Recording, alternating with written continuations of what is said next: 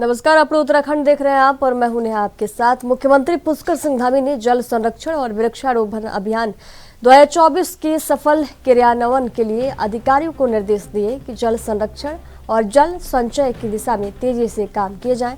नदियों और जल स्रोतों के पुनर्जीवीकरण के लिए प्रभावी प्रयास किए जाएं।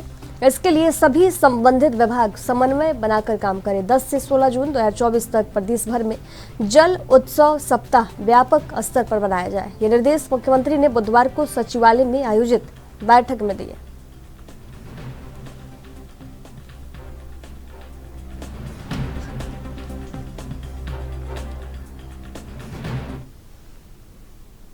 ईवीएम को लेकर बीजेपी और कांग्रेस एक दूसरे को लगातार घेर रहे हैं। हाल ही में हुए लोकसभा चुनाव बीजेपी के 5 सीटों में प्रचंड जीत के बाद मुख्यमंत्री पुष्कर सिंह धामी विपक्ष पर चुटकी लेते हुए कहा कि मुझे बड़ा आश्चर्य हो रहा है कि जो विपक्ष ईवीएम पर हाय तौबा मचाते थे वे इस बार मौन साधे हुए हैं।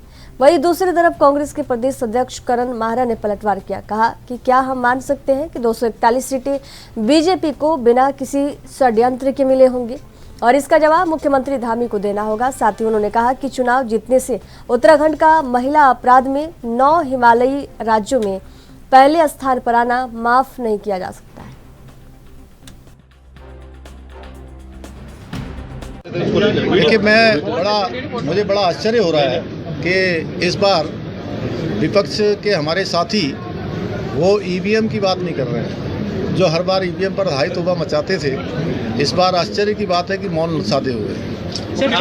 का नारा दिया था, मान सकते हैं कि 241 सीटें बीजेपी की बिना किसी चीज के आ गई। इस बात का जवाब देना चाहिए हमारे धामी साहब को। और इन चीजों से जीतने से मणिपुर के अपराध माफ नहीं हो जाएंगे। जीतने से महिला अपराध में 9 हिमालय राज्य में उत्तराखंड का पहले नंबर पर आना माफ नहीं किया जा सकता। जीतने से ये साबित नहीं होता कि केदारनाथ में सोने की चोरी की आपने जांच क्यों नहीं बैठाई। जीतने से साबित नहीं होता कि जोशीमठ की बर्बादी के आप उत्तरदायी नहीं हैं जोशीमठ। और जीतने से ये भी तय नहीं होता कि आपने SSC भर्ती घोटाले के बाद युवाओं पर लाठीचार्ज कराया। आपकी सरकार में पटवारी पेपर लीक हुआ। आपकी सरकार में हरिद्वार इत्यादि क्षेत्रों में बाढ़ से लोग प्रभावित रहे और आपने कोई मदद नहीं की। इन चीजों को भुलाया नहीं जा सकता। हाँ, एक बात जरूर कहूंगा कि आपके लैंड जिहाद और लव जिहाद जैसे शब्दों का असर रहा है और अभी भी कई लोग ऐसे हैं जिनको अपने बेरोजगार बच्चे, बढ़ती हुई महंगाई, महिलाओं के अपराध नहीं दिखाई दे रहे। उनको ये नहीं दिखाई दे रहा कि अग्निवीर योजना से उत्तराखंड का बहुत बड़ा नुकसान हुआ है। आने वाले समय में उनकी भी आंखें खुलेंगी, ऐसी मैं भगवान से प्रार्थना करता हूँ। हरेला पर्व पर देहरादून शहर को व्यापक स्तर पर हरा भरा बनाने की मुहिम को लेकर एमडीडीए ने बिल्डरों के साथ बैठक कर वृक्षारोपण करने का निर्णय लिया है। इस बात को लेकर मुख्यमंत्री पुष्कर सिंह धामी ने कहा कि देहरादून में एमडीडीए के अंतर्गत कई क्षेत्रों में निर्माण काम हो गए हैं, तो वृक्षारोपण से जल स्तर को नीचे जाने में मदद मिलेगी। वहीं इसके साथ एमडीडीए के उपाध्यक्ष बंशीधर तिवारी ने कहा कि हमने 1 लाख पेड़ लगाने का निर्णय लिया है और जितने भी प्राइवेट संस्था और एनजीओ या व्यक्तिगत स्तर पर किसी को पेड़ चाहिए तो वे एमडीडीए के ऑनलाइन पोर्टल पर जाकर पेड़ की मांग कर सकता है।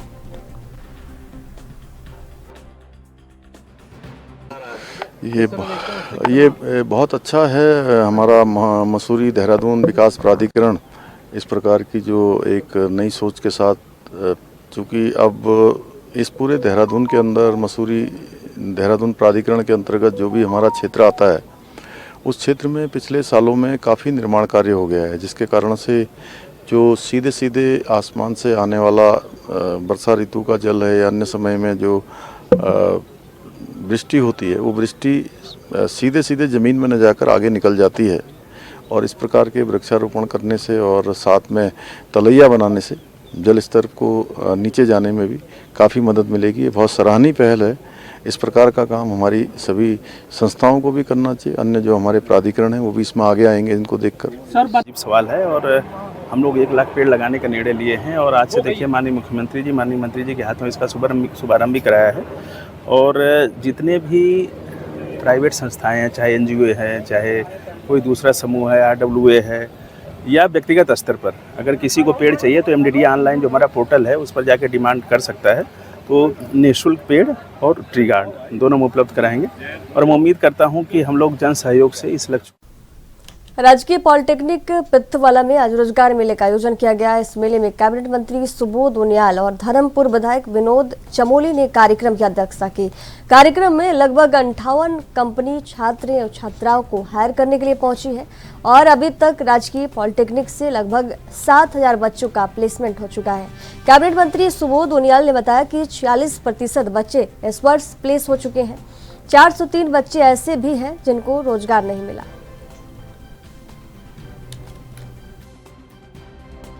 सरकार का तकनीकी शिक्षा को गुणवत्तापूर्ण शिक्षा और उसके लिए आवश्यक इंफ्रास्ट्रक्चर तैयार करना,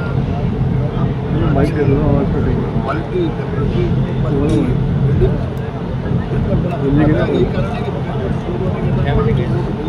तकनीकी जमाने में जो ताकि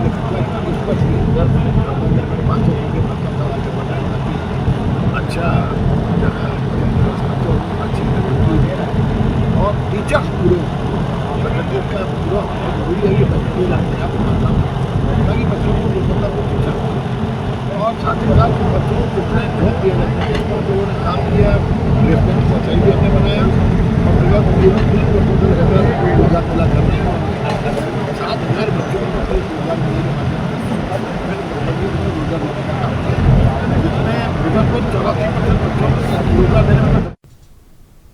लोकसभा चुनाव 2024 के नतीजे आने के बाद से जहां उत्तराखंड के 5 लोकसभा सीट पर तीसरी बार बीजेपी के सभी उम्मीदवार की जीत आने के बाद उत्तराखंड में बीजेपी कार्यकर्ता और नेता उत्साहित दिखाई दे रहे हैं। वहीं नैनीताल लोकसभा सीट पर बीजेपी के प्रत्याशी रहे अजय भट्ट लगातार दूसरी बार अपने प्रतिद्वंदी से 3 लाख से ज्यादा मतों से जीत कराने पर बीजेपी नेताओं के द्वारा लोकसभा सहित उत्तराखंड की जनता का धन्यवाद देते हुए नजर आ रहे हैं।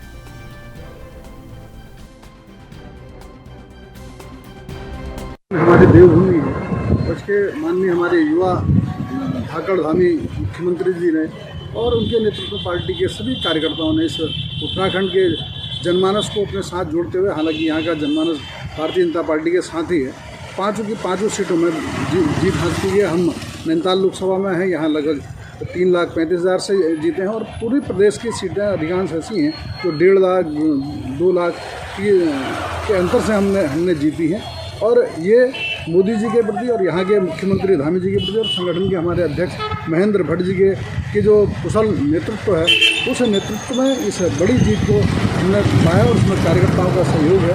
इसके लिए हम हमारी स्थानीय जनता का और यहाँ के नेतृत्व का धन्यवाद और आभार भी व्यक्त करते हैं। बिल्कुल उत्तराखंड बीजेपी के साथ है, आदरणीय नरेंद्र मोदी जी के साथ है, यशस्वी मुख्यमंत्री पुष्कर सिंह धामी जी के साथ है और यह साबित भी हुआ है। अजय भट्ट जी पुनः लगभग 3,35,000 मतों से विजयी हुए हैं।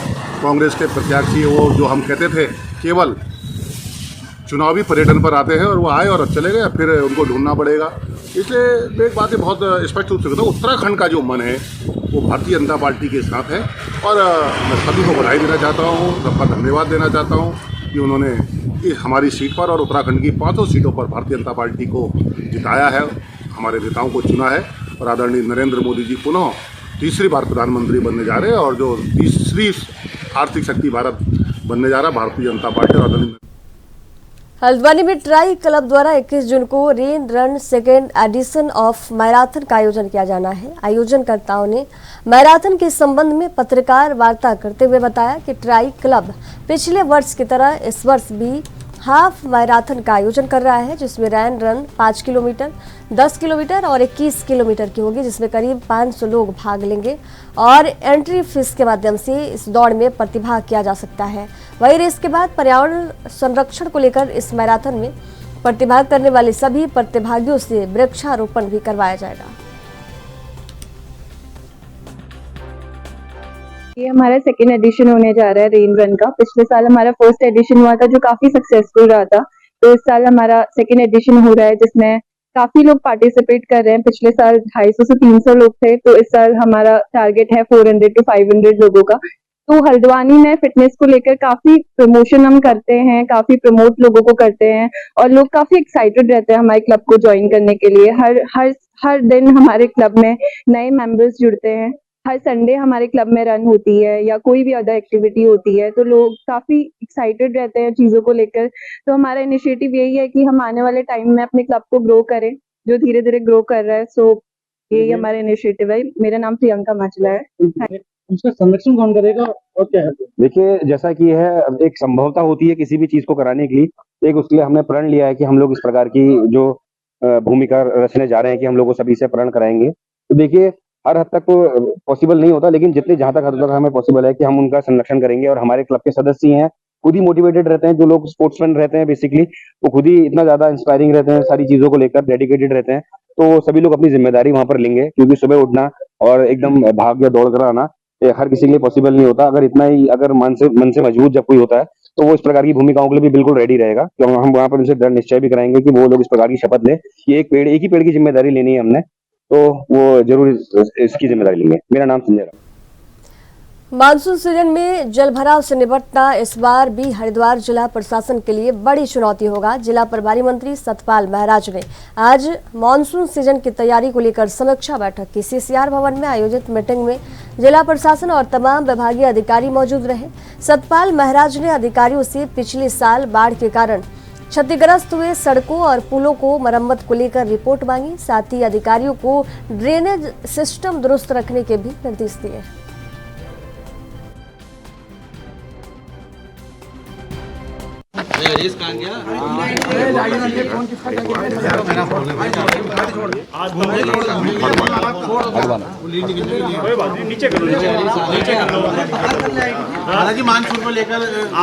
आज मानसून को लेकर के ये बहुत ही महत्वपूर्ण बैठक हुई है और हमने हरिद्वार के लिए भगत सिंह चौक के लिए योजना बनाई है और हड़वा नाले के लिए भी योजना बनाई है, जिसको हम प्रायोरिटी पे काम कराएंगे ताकि वाटर लॉगिंग ना हो, पानी ना भरे और सबको इसके लिए निजात मिले। और इसके साथ साथ बाढ़ नियंत्रण कक्ष जो है 15 जून 2024 तक जो है बना दिए जाएंगे, जो 24/7 क्रियाशील रहेंगे।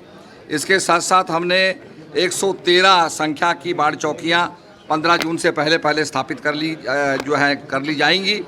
और ये भी मैं बताना चाहूँगा कि केंद्रीय बाढ़ नियंत्रण कक्ष जो हमारा देहरादून में स्थापित होगा, जिसका कि दूरभाष नंबर 9259144882 ये नंबर है। तो कोई भी सूचना कोई देना चाहे वो इसमें दे सकता है। ये नियंत्रण कक्ष जो है पूरा कंट्रोल करता रहेगा।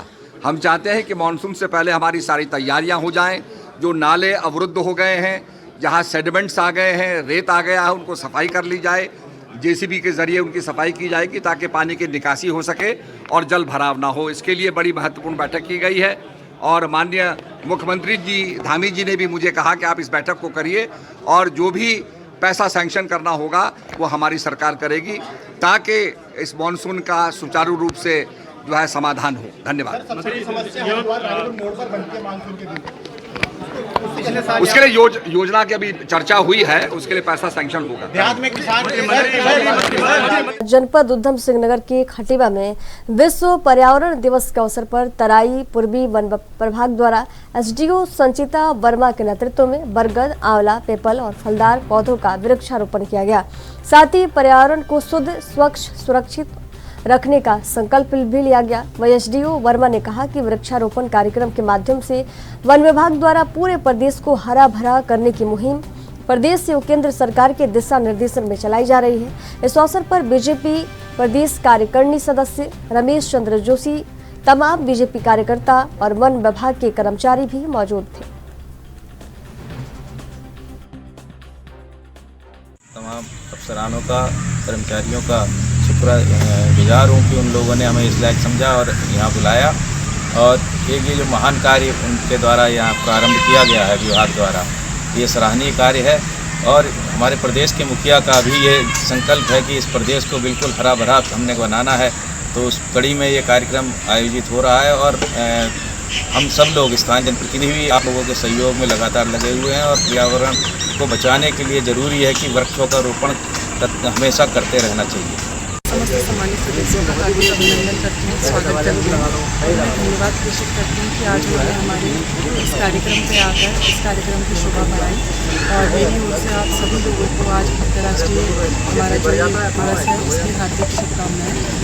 जैसा कि आज हमारे इस कार्यक्रम का जो थीम भी है कि हम डेजर्टिफिकेशन की मरुस्थलीकरण को कैसे रोकें, तो ये तभी संभव हो पाएगा जब हम अधिकाधिक पेड़ लगाएंगे, वृक्ष लगाएंगे। तो इसी को देखते हुए आज हमारे द्वारा ये छोटा सा कार्यक्रम यहाँ पर आज इस उपलक्ष्य में किया गया है, विश्व पर्यावरण दिवस के उपलक्ष्य में किया गया है। और हम ही सभी लोगों ने प्रयास किया है कि हम अपने आप से स्वयं से शुरुआत करते हुए धीरे धीरे इस मुहिम को पूरे देश में फैलाएं और सभी विभागों का हमको इसमें सहयोग मिल रहा है और इसी प्रकार से हम आगे भी इस प्रकार के कार्यक्रम करें।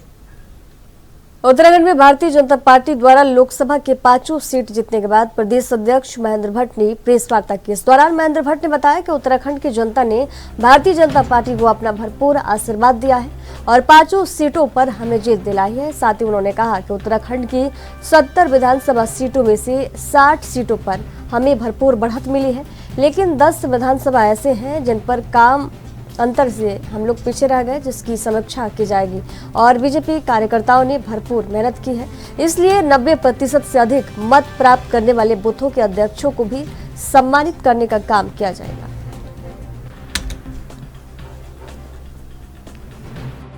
पांचों लोकसभा के पर हैट्रिक बनाने के बाद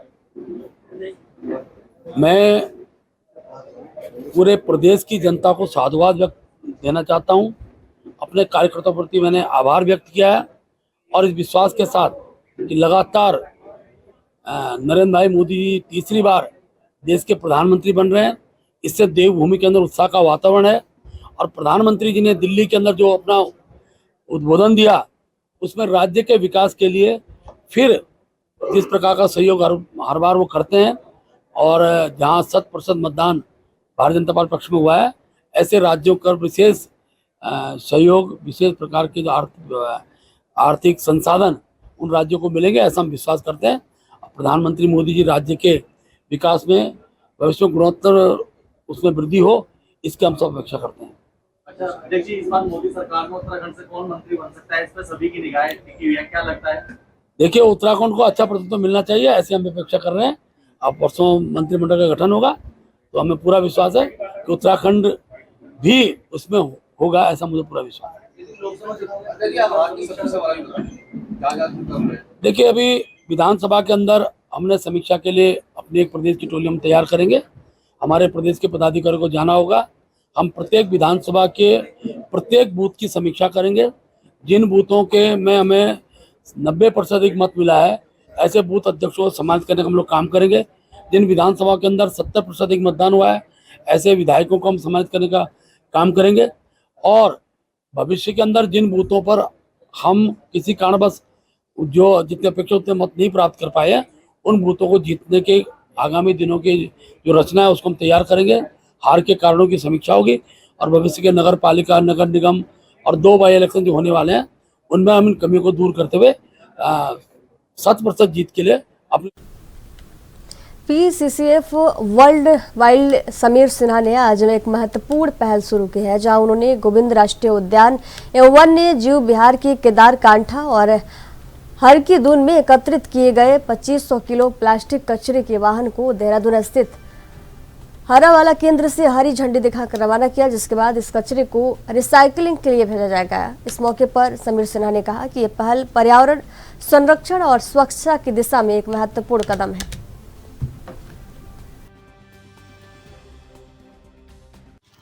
पहाड़ों में ठोस अपशिष्ट यानी सॉलिड वेस्ट इसके मैनेजमेंट की चुनौती हमारे लिए बहुत बड़ी है। विशेष रूप से प्रदेश के जो संरक्षित क्षेत्र हैं, जहाँ पर बड़ी संख्या में पर्यटक आते हैं, वहाँ ठोस अपशिष्ट का प्रबंधन एक बहुत बड़ी चुनौती है और इसमें वेस्ट वॉरियर्स द्वारा ये जो काम किया जा रहा है वो निश्चित रूप से बहुत ही प्रशंसनीय है।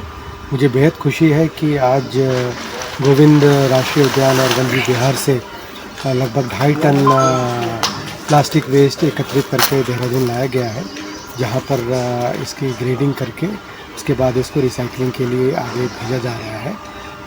मैंने आप सभी से बात करने के बाद ये अपेक्षा की है कि हम सब मिलकर इस कार्यक्रम को और आगे बढ़ाएं और न केवल प्रबंधन की दृष्टि से, लेकिन सबसे महत्वपूर्ण ये है कि स्थानीय समुदायों और यहाँ जो हमारे अतिथि आते हैं उनके सहयोग से इसको रिड्यूस करने की दिशा में भी काम करें और नए क्षेत्रों में भी इस प्रकार का एक सकारात्मक संदेश लेकर हम जाएं, जिससे हमारे पहाड़ प्रदूषण मुक्त हो सकें और यहाँ जो पर्यटक आए वो हर बार एक बहुत अच्छी भावना लेकर यहाँ से वापस। जनपद चंपावत के बनबसा में एक युवक अन्य और युवकों के साथ नौकरी के लिए विदेश गया था, जिसे अब म्यांमार में बंधक बना लिए जाने का मामला सामने आया है, जिससे परिजन चिंतित हैं। जिसके चलते आज दिन बुधवार को टनकपुर कोतवाली युवक के परिजन पहुंचे, जहां उन्होंने पूर्व विधायक हैमेश खरकेवाल की मौजूदगी में पुलिस क्षेत्राधिकारी से मुलाकात कर अपनी समस्याओं से अवगत कराया और साइबर सेल की मदद ली।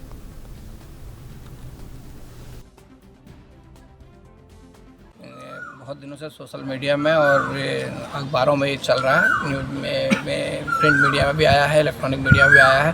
क्षेत्र के कुछ बच्चे जो है वो विदेश गए थे और ये पता चला है कि वो कहीं म्यांमार में कहीं ट्रैप्ड हो गए और उनके घर वालों को फ़ोन आ रहे हैं कि भाई हमारा उत्पीड़न किया जा रहा है, मारा जा रहा है और हमें बचाओ निकालो करके, और भय के मारे वो रिपोर्ट भी दर्ज नहीं करा पा रहे हैं। कुछ लोग इधर ही मुख्यमंत्री की विधानसभा के भी हैं, कुछ उनकी पुरानी विधानसभा के भी बच्चे हैं और उनके माँ बाप परिवार सब सदमे में भय के वातावरण में जी रहे हैं। तो हमने आज पुलिस क्षेत्राधिकारी से मुलाकात करके उनको वस्तुस्थिति से अवगत कराया है और उनको जो जो मैसेज वहाँ से आए हैं, जो जो ऑडियो आए हैं, वो भी उनको उपलब्ध कराए हैं कि ऐसा ऐसा कहा जा रहा है और ये कहा जा रहा है और इनको बच्चों को निकाला जाए, इसका निवेदन किया है। मैंने जिलाधिकारी महोदय से भी दूरभाष पर वार्ता की और उनसे वार्ता के अनुरूप पुलिस क्षेत्राधिकारी को हमने आज वो सारी जानकारियाँ जो व्हाट्सएप में और दूसरी चीज़ें थी वो दी हैं और इनसे मैं निवेदन भी करना चाह रहा हूँ पुलिस से, जिला प्रशासन से और मुख्यमंत्री से भी कि तत्काल इसकी गंभीरता को देखते हुए तत्काल जो भी लोग हैं, ये 8 लोग इकट्ठे गए थे, इसके अलावा 40 लोग वहाँ बता रहे हैं और पूरे उत्तराखंड के, तो उसकी भी वस्तुस्थिति की जांच की जाए। पहले दिन देहरादून में भी एक महिला ने, प्रतीक की कोई माँ थी, उन्होंने दिया है और उन्होंने भी ये कहा था कि वो 8 लड़कों में वो भी एक था। तो इनके पास सारी जानकारी है और इनको त्वरित इस पर एक्शन लेकर के, ताकि उन बच्चों को कोई हानि ना हो, उनका कोई शारीरिक उत्पीड़न ना हो और वो सकुशल अपने माँ बाप के पास वापस लौटें, इसकी व्यवस्था राज्य सरकार देखे और जिला प्रशासन देखे। क्या उन बच्चों से कोई संपर्क हो पा रहा है? उन बच्चों की व्हाट्सएप कॉल पर बात हो पा रही है।